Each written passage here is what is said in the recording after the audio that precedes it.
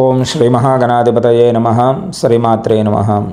మనకు హిందూ పంచాంగం ప్రకారంగా శ్రావణ మాసంలో వచ్చే మొట్టమొదటి పండుగ, విశేషమైన పండుగలో ఒకటి మంగళగౌరీ వ్రతం.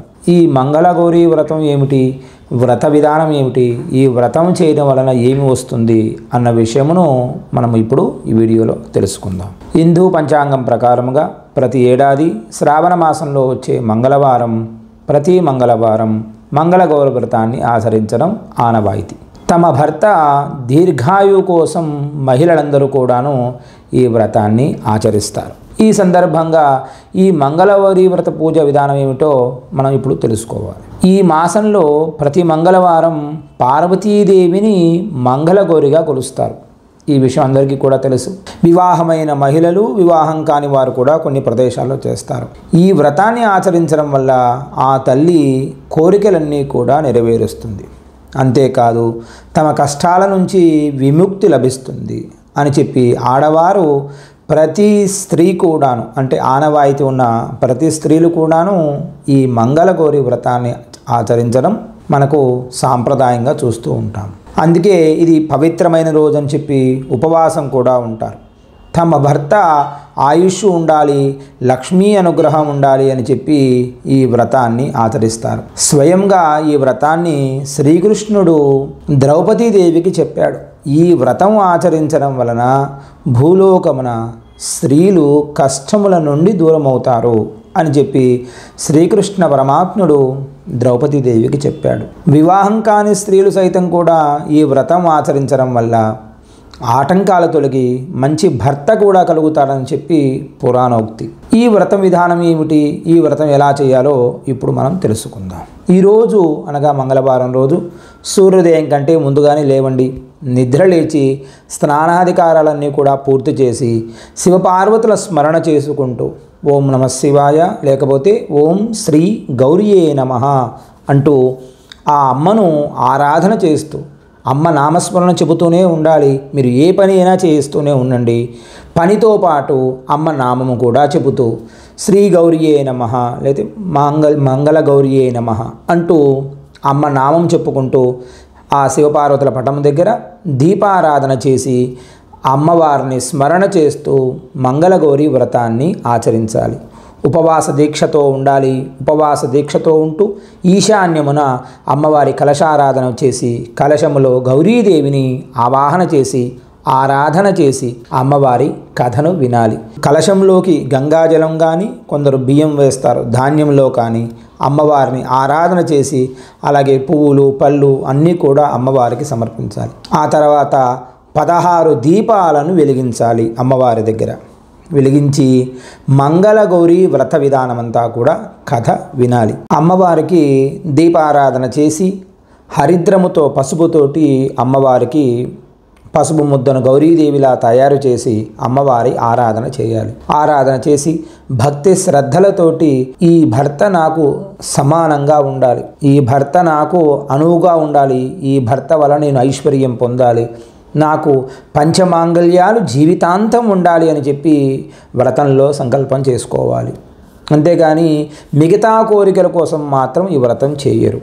కేవలం భార్యాభర్తలు అన్యోన్యంగా ఉండడానికి, ఐశ్వర్యం పొందడానికి ఈ వ్రతాన్ని ఆచరిస్తారు. మాంగళ్యము 100 సంవత్సర పర్యంతం, నేను జీవితాంతం బ్రతికి ఉండేంత వరకు కూడాను నాకు మాంగళ్యం ఉండాలి తల్లి అని చెప్పి ఆ పసుపు కుంకుమలతో అమ్మవారికి అర్చన చేస్తారు. ఈ అర్చన చేసి ఆడవారిని పిలిపించి 5 మంది ముత్తైదువులకు పసుపు, కుంకుమ, వస్త్రము, గాజులు, పువ్వులు, శనగలు ఇత్యాదివన్నీ కూడాను అమ్మవారు వచ్చారు అన్న భావన చేసి 5 మంది ముత్తైదువులకు వాయనం ఇవ్వాలి. అసలు ఈ వ్రతం ఎక్కడ నుండి ఆవిర్భవించింది అంటే, ఒకానొకప్పుడు పార్వతికి శివుడు చెప్పాడట. శివపార్వతులు ఒక సింహాసనం మీద కూర్చుని ఉండగా పార్వతీదేవిని చూసి ఒక ఓరుకంటితో స్వామి చూసి కాళీ అని అమ్మవారిని పిలిచాడు. కాళీ అంటే ఏమిటి? చీకటి అని అర్థం. అమ్మవారికి కోపం వచ్చింది. అంటే అర్థం ఏమిటి? పరమేశ్వరుడు తెల్లగా ఉన్నాడు, నేను నల్లగా ఉన్నాను అని చెప్పి, కాళీ అంటే నల్లపిల్ల అని కదా అర్థం. ఓహో, నన్ను నల్లగా ఉన్నాను అంటావా, నువ్వు తెల్లగా ఉన్నావు కదా అని చెప్పి వెంటనే అమ్మవారు భూలోకానికి వచ్చేసిందట. భూలోకానికి వచ్చి బాధపడి నేను వెంటనే ఎలాగైనా సరే సువర్ణ ప్రతిమా రూపంలో ఉండాలి. సువర్ణం అంటే అది తెలుసు కదా, ఆడవారు బంగారం తప్ప వారికి ఏమి ఇష్టపడరు. కాబట్టి ప్రతి ఆడవారు నన్ను ధరించే విధముగా ఉండాలి అని చెప్పి వెంటనే అమ్మవారు సువర్ణ ప్రతిమా రూపంలో అంటే మంగళగౌరిలా తయారయ్యింది.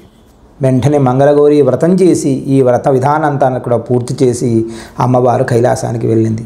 ఇప్పుడు అమ్మవారు ఎలా ఉన్నదయ్యా అంటే మీరు చెప్పారు కదా, పసుపు, అమ్మవారికి మనం పసుపు వేస్తాం కదా, పసుపు లేదా మీరు వేసుకునే ఒంటి మీద ఉండే బంగారం ఏ కలర్లో ఉంటుంది, ఆ రంగులలో అమ్మవారు కనబడిందట.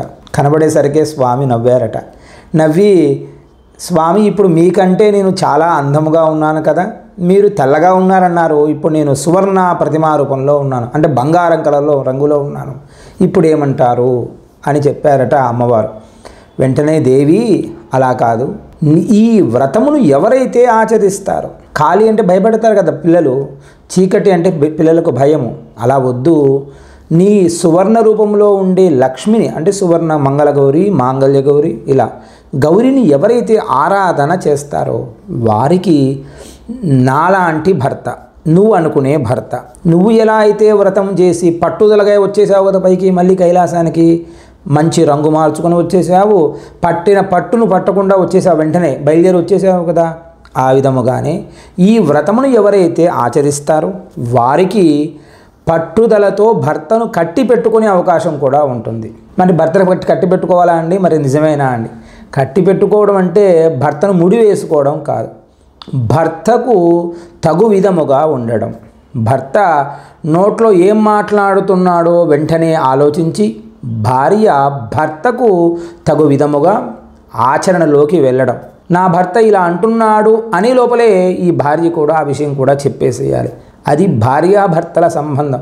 అంతేగాని మీ ఆయన ఇలా ఆలోచిస్తున్నాడమ్మంటే వాడి ముఖం వాడికేం తెలుసు, వాడికేం తెలియదు అని అనకూడదు. అదేవిధంగా భార్య ఆలోచిస్తున్న విషయం కూడా భర్త ముందుగానే ఆలోచించాలి. అందుకే కదా పరమేశ్వరుడు కూడా చెప్పాడు, ఎందుకంటే పిల్లలు భయపడతారమ్మా నిన్ను చూసి, కాబట్టి నువ్వు సువర్ణ రూపంలో ఉండాలని చెప్పి భూలోకానికి పంపించి ఈ మాంగళ్య గౌరీ వ్రతాన్ని తనే ఆచరింపజేయించాడు.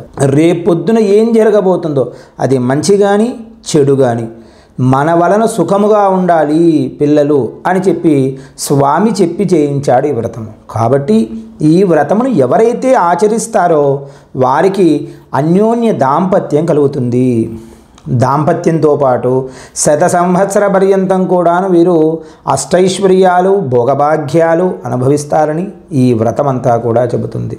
కాబట్టి ఈ సంవత్సరం మీరు చేసుకునే మంగళగౌరీ వ్రతము భర్త అనువుగా ఉండాలి, మీరు భర్తకు అనువుగా ఉండాలి. మీకు అనువులో ఉండాలంటే ముడి వేసుకోవడం కాదండి, ఆయనకు మీరు ముడి వేయాలి, మీకు ఆయన ముడి వేసే విధంగా ఉండాలి. ముడి అంటే లింక్, పట్టుకోవడం, పట్టుకున్నట్టే ఉండాలి, విడిచిపెట్టినట్టే ఉండాలి, పట్టినట్టుగానే ఉండాలి. ఆ విధముగా ఎవరైతే వ్రతం చేస్తారో వారికి శివపార్వతుల అనుగ్రహం సంపూర్ణంగా కలుగుతుందని పరమేశ్వరుడు పార్వతీదేవికి చెప్పిన వ్రత కథ ఇది. కాబట్టి ప్రతి స్త్రీ కూడాను భక్తిపూర్వకముగా వ్రతం ఆచరించండి, భోగభాగ్యాలతో వ్రతమును ఆచరించండి, భోగభాగ్యములు మీకు కలుగుతాయి. నాకు లేదు అన్న భావన మాత్రం ఎక్కడా చెప్పవద్దు. ఎందుకంటే పరమేశ్వరుడు పార్వతీదేవికి ఇదే విధంగా చెప్పాడు, దేవి వ్రతమునకు ఏ వస్తువులు అవసరం లేదు. వస్తువులు అంటారమ్మా, ఏమున్నాయి వస్తువులలో? ఉన్నవి పసుపు కుంకుమ గంధము అక్షతలు చాలు, ఇంకా ఏమీ అక్కరలేదు అని చెప్పాడు. వస్తు ప్రమాణం పక్కన పెట్టండి, ఉన్నదానిలోని ఆనందముగా వ్రతమును ఆచరించండి. పరమేశ్వర అనుగ్రహం సంపూర్ణముగా కలుగుతుంది, పార్వతీ అనుగ్రహం సంపూర్ణముగా కలిగి అన్యోన్య దాంపత్యం కలుగుతుంది. మంగళం మహత్. స్వస్తి.